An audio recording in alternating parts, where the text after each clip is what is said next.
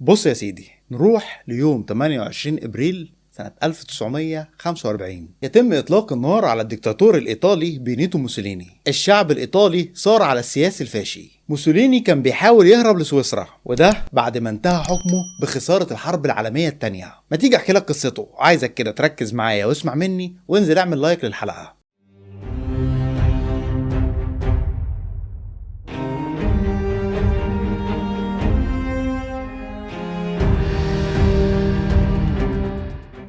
يوم 29 يوليو سنة 1883 يتولد بينيتو موسوليني. يتولد في مدينة فرناو دي كوستا في إيطاليا. أبوه كان حداد اشتراكي اسمه ألكساندرو موسوليني، وأمه مسيحية متدينة اسمها روزا مالتوني. عاشت عيلة موسوليني حياة بسيطة، وهو عنده 10 سنين يطرد من المدرسة الداخلية اللي كان فيها. موسوليني يضرب زميله بسكينة كان هيجيبه نصين، وهو عنده 14 سنة يضرب واحدة صاحبته بسكينة في دراعها ويتفصل من المدرسة كام يوم كده. في فترة المراهقة موسوليني كان بيلف في سويسرا، وكان عضو في الحزب الاشتراكي النمساوي. سويسرا كانت تابعة لإمبراطورية النمسا والمجر وقتها. موسوليني في سويسرا يدخل في اشتباكات مع الشرطة لأكتر من مرة. موسوليني كان متحمس جدا للحزب النمساوي. زمان النمسا والمجر كانت دولة واحدة، وكانت إمبراطورية كبيرة انتهت بنهاية الحرب العالمية الأولى. المهم موسوليني اشتغل محرر في جورنال اشتراكي لكنه يترحل لإيطاليا. التهمة كانت انتهاك قوانين حرية الصحافة في الوقت ده. سنة 1910 موسوليني يبقى رئيس تحرير جورنال اشتراكي تاني،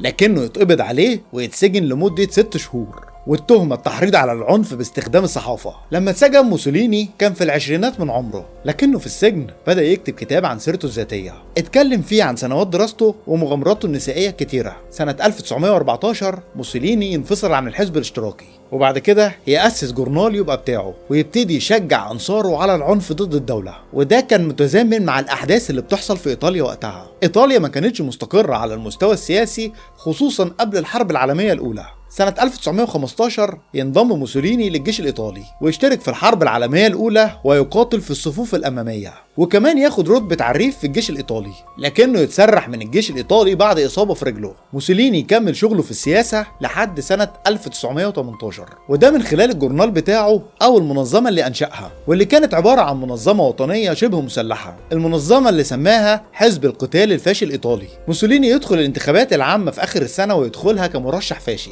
لكنه يخسر الانتخابات قصاد المرشح الاشتراكي. بعد يومين من الخسارة في الانتخابات يتقبض على موسوليني، والتهمة كانت جمع الأسلحة للانقلاب على الحكومة، لكن موسوليني يخرج بسبب عدم كفاية الأدلة. سنة 1921 الملك فيكتور إيمانويل الثالث يحل البرلمان الإيطالي. الاسم ده مش غريب عليك، مش كده؟ ايوه، هو اللي متسمى على اسمه ميدان فيكتور عمانويل في اسكندريه. هو بعد كده اتنفى لمصر وكمل باقي حياته ومات في الاسكندريه. المهم ان البرلمان يتحل والدنيا كانت مولعه في ايطاليا. تتعمل انتخابات تاني، بس المره دي يفوز الحزب الفاشي، وموسوليني رئيس الحزب يبقى نائب البرلمان الايطالي. بعد كده موسوليني غير اسم الحزب بتاعه ويسميه الحزب الوطني الفاشي. احنا عمالين نقول الفاشي، ما تيجي اشرح لك يعني ايه الفاشيه. الفاشيه تيار سياسي وفكري، تيار ليه نزعه قوميه وعنصريه، بيمجد الدوله لحد التقديس، وبيرفض نموذج الدوله اللي كان سايد في اوروبا اواخر القرن ال19، النموذج الديمقراطي البرلماني التعددي الحر. المهم نرجع لموسوليني اللي امر اتباعه انهم يلبسوا زي رسمي،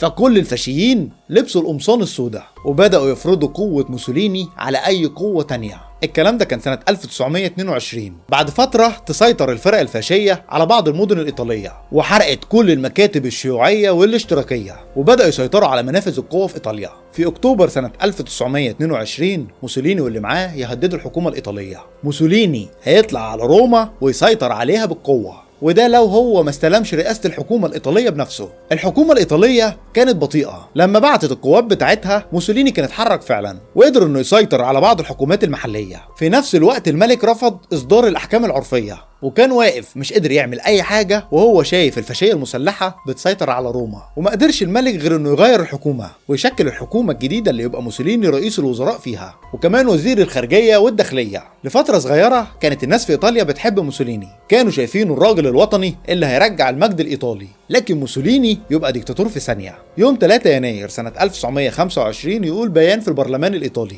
البيان اللي قال فيه إنه صاحب السلطة العليا في إيطاليا كلها، ودي كانت بداية العصر الفاشي. الناس في إيطاليا طلعت على موسوليني اسم الدوتشي أو الزعيم، وده بسبب سيطرته على كل حاجة. أول حاجة عملها طلب صلاحيات الطوارئ الخاصة، قانون يسمح له بالتحكم في الانتخابات لصالح حزبه. بعد كده البرلمان الإيطالي يطلع قانون جديد تاني، قانون ينص على إن معاداة الفاشية جريمة عقوبتها السجن المشدد من غير أي محاكمة. بعدها بسنة يعتقل كل قادة الحزب الاشتراكي ومنع أي حاجة تتنشر ليهم أو عنهم. في نائب برلماني اشتراكي حب انه يغتال موسوليني، وحصلت اكتر من محاولة اغتيال لموسوليني. بعد كده سنة 1926 يعتقل جميع اعضاء الحزب الشيوعي ويطرد بتوع الحزب الاشتراكي من البرلمان الايطالي علشان السلطة تبقى كلها فاشية. في عهد موسوليني الصحافة والسينما كانوا شغالين على كيفه، كانوا بيعملوا نشرات وافلام دعائيه للحكومه. 66% من الصحافه الوطنيه في ايطاليا كانت ملك للحزب الفاشي، ده غير سلطتهم اللي كانت سلطه واسعه وكبيره، واللي كانت مخلياهم يهددوا اي صحفي بالاعتقال ده لو ما كتبش اللي هم عايزينه. في الوقت ده يبتدي يظهر هتلر في الساحه السياسيه الاوروبيه، هتلر اللي كان شايف موسوليني مثله الاعلى. لكن موسوليني ما كانش عاجبه حكم هتلر لألمانيا، بس مع الوقت نظرته لهتلر تتغير ويبقوا اصحاب وحلفاء. بعد كده موسوليني يعادي اليهود زي ما هتلر عمل. موسوليني كان شغال على توسيع رقعة الأراضي الإيطالية، كان عنده حلم عودة الإمبراطورية الرومانية مرة تانية، وبعدين ما هو فرنسا وإنجلترا ليهم أراضي خارج أوروبا. هنا موسوليني يحط إيده على ليبيا وأثيوبيا. سنة 1935 ألمانيا تعترف بشرعية إيطاليا علشان تبقى تاني دولة تعترف بإيطاليا بعد أسبانيا. سنة 1936 هتلر وموسوليني يقفوا جنب فرانكو، وفرانكو ده كان الجنرال الاسباني اللي قامت بسببه الحرب الاهليه في اسبانيا. الراجل ده بسلطته خلى ريال مدريد يكسب برشلونه 11-1، ودي حاجه انا بحبها بصراحه. المهم نرجع لموسوليني واللي قدم 50,000 جندي دعم لفرانكو. سنة 1937 تنسحب ايطاليا من عصبة الامم، ودي كانت الشكل البدائي للامم المتحدة دلوقتي. عصبة الامم اتأسست سنة 1919 وده للحفاظ على السلام في اوروبا. الانسحاب اللي عملته ايطاليا ده كان تضامن مع المانيا واللي كانت حليفتها وقتها. سنة 1938 القوات الألمانية تدخل النمسا وده كان بدعم كبير من موسوليني.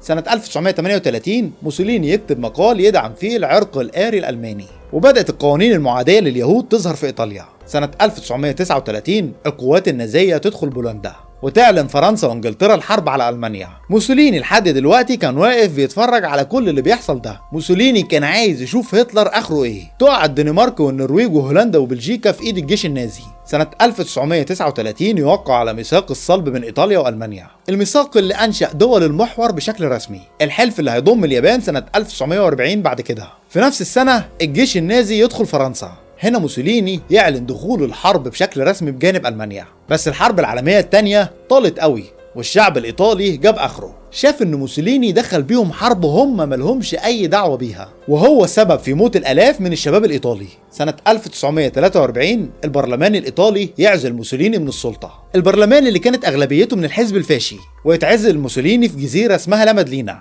طبعا بعد عزله من البرلمان الإيطالي إيطاليا تعمل محادثات سلام مع فرنسا وإنجلترا. دي كانت محادثات سرية بس هتلر عرفها، وعلى طول ألمانيا تدخل وتحتل شمال إيطاليا، وهتلر يحرر صاحبه موسوليني وينقله لشمال إيطاليا، ويبقى موسوليني زعيم مساعد لهتلر في إيطاليا الشمالية، ويتم إنشاء الجمهورية الاجتماعية الإيطالية. كده تبقى في دولتين في إيطاليا، إيطاليا الشمالية تبع هتلر وموسوليني، وإيطاليا الجنوبية تبع البرلمان الإيطالي. موسوليني يعمل حملات إبادة لكل اليهود اللي موجودين في شمال إيطاليا، بس سنة 1945 قوات الحلفاء تدخل إيطاليا. الدخول ده كان بمساعدة المافيا الأمريكية الإيطالية وخصوصا الزعيم بتاعهم لاكي لاتشيانو. أنا كنت اتكلمت عنه في حلقة لوحدها، هسيب لك لينك الحلقة في وصف الفيديو تحت. نرجع لموسوليني اللي حاول يهرب لاسبانيا مع حبيبته، لكن الثوار في ايطاليا يقبضوا عليه. الرجاله اللي قبضت عليه يعدموه رميا بالرصاص سنه 1945، ويتم تعليق جثته هو وحبيبته في ساحه لوريتو في ميلانو. بعدها بيوم ينتحر هتلر في المخبأ بتاعه، وبعدها باسبوع تستسلم المانيا